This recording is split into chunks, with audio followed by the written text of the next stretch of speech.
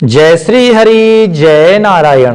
भक्तों, आइए आज हम श्रवण करेंगे माघ मास के शुक्ल पक्ष में पड़ने वाली जया एकादशी की संपूर्ण व्रत कथा। आपको हमारे इस चैनल पर साल भर की सभी एकादशियों की कथा श्रवण करने को मिलती रहती है। तो आइए आज हम जया एकादशी की व्रत कथा सुनते हैं। उससे पूर्व यदि आप चैनल पर पहली बार आए हैं तो चैनल को सब्सक्राइब अवश्य करें और घंटी का निशान दबाएं। युधिष्ठिर जी ने पूछा, भगवान कृपा करके यह बताइए कि माघ मास के शुक्ल पक्ष में कौन सी एकादशी होती है, उसकी विधि क्या है तथा उसमें किस देवता का पूजन किया जाता है। भगवान श्री कृष्ण बोले, राजेंद्र बतलाता हूं, सुनो। माघ मास के शुक्ल पक्ष में जो एकादशी होती है उसका नाम जया है। वह सब पापों को हरने वाली उत्तम तिथि है। पवित्र होने के साथ ही पापों का नाश करने वाली है तथा मनुष्यों को भोग और मोक्ष प्रदान करती है। इतना ही नहीं, वह ब्रह्म हत्या जैसे पाप तथा पिशाचत्व का भी विनाश करने वाली है। इसका व्रत करने पर मनुष्यों को कभी प्रेत योनि में नहीं जाना पड़ता। इसलिए राजन, प्रयत्न पूर्वक जया नाम की एकादशी का व्रत करना चाहिए। एक समय की बात है, स्वर्गलोक में देवराज इंद्र राज्य करते थे। देवगण पारिजात वृक्षों से भरे हुए नंदनवन में अप्सराओं के साथ विहार कर रहे थे। 50 करोड़ गंधर्वों के नायक देवराज इंद्र ने स्वेच्छानुसार वन में विहार करते हुए बड़े हर्ष के साथ नृत्य का आयोजन किया। उसमें गंधर्व गान कर रहे थे, जिनमें पुष्पदंत, चित्रसेन तथा उसका पुत्र, ये 3 प्रधान थे। चित्रसेन की स्त्री का नाम मालिनी था। मालिनी से एक कन्या उत्पन्न हुई थी जो पुष्पवंती के नाम से विख्यात थी। पुष्पदंत गंधर्व के एक पुत्र था जिसको लोग माल्यवान कहते थे। माल्यवान पुष्पवंती के रूप पर अत्यंत मोहित था। ये दोनों भी इंद्र के संतोषार्थ नृत्य करने के लिए आए थे। इन दोनों का गान हो रहा था। इनके साथ अप्सराएं भी थीं। परस्पर अनुराग के कारण ये दोनों मोह के वशीभूत हो गए। चित्त में भ्रांति आ गई, इसलिए वे शुद्ध गान न गा सके। कभी ताल भंग हो जाता और कभी गीत बंद हो जाता था। इंद्र ने इस प्रमाद पर विचार किया और इसमें अपना अपमान समझकर वे कुपित हो गए। अतः इन दोनों को शाप देते हुए बोले, ओ मूर्खों, तुम दोनों को धिक्कार है। तुम लोग पतित और मेरी आज्ञा भंग करने वाले हो। अतः पति पत्नी के रूप में रहते हुए पिशाच हो जाओ। इंद्र के इस प्रकार शाप देने पर इन दोनों के मन में बड़ा दुख हुआ। वे हिमालय पर्वत पर चले गए और पिशाच योनि को पाकर भयंकर दुख भोगने लगे।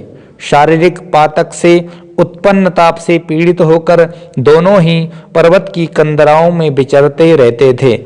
एक दिन पिशाच ने अपनी पत्नी पिशाची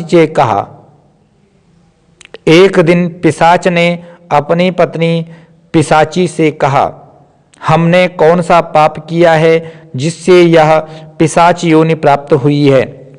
नरक का कष्ट अत्यंत भयंकर है तथा पिशाच योनि भी बहुत दुख देने वाली है। अतः पूर्ण प्रयत्न करके पाप से बचना चाहिए। इस प्रकार चिंता मग्न होकर वे दोनों दुख के कारण सूखते जा रहे थे। दैव योग से उन्हें माघ मास की एकादशी तिथि प्राप्त हो गई। जया नाम से विख्यात तिथि जो सब तिथियों में उत्पन्न है आई। उस दिन उन दोनों ने सब प्रकार के आहार त्याग दिए, जलपान तक नहीं किया, किसी जीव की हिंसा नहीं की, यहाँ तक कि फल भी नहीं खाया।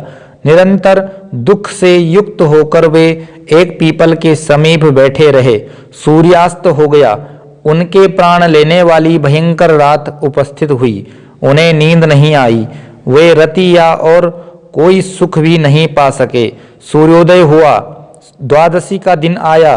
उन पिशाचों के द्वारा जया के उत्तम व्रत का पालन हो गया। उन्होंने रात में जागरण भी किया था। उस व्रत के प्रभाव से तथा भगवान विष्णु की शक्ति से उन दोनों की पिशाचता दूर हो गई। पुष्पवंती और माल्यवान अपने पूर्व रूप में आ गए। उनके हृदय में वही पुराना स्नेह उमड़ रहा था। उनके शरीर पर पहले ही जैसे अलंकार शोभा पा रहे थे। वे दोनों मनोहर रूप धारण करके विमान पर बैठे और स्वर्गलोक में चले गए। वहां देवराज इंद्र के सामने जाकर दोनों ने बड़ी प्रसन्नता के साथ उन्हें प्रणाम किया। उन्हें इस रूप में उपस्थित देखकर इंद्र को बड़ा विस्मय हुआ। उन्होंने पूछा, बताओ किस पुण्य के प्रभाव से तुम दोनों का पिशाचत्व दूर हुआ है? तुम मेरे शाप को प्राप्त हो चुके थे, फिर किस देवता ने तुम्हें उससे छुटकारा दिलाया है? माल्यवान बोला, स्वामिन, भगवान वासुदेव की कृपा तथा जया नामक एकादशी के व्रत से हमारी पिशाचिता दूर हुई है। इंद्र ने कहा, तो अब तुम दोनों मेरे कहने से सुधा पान करो।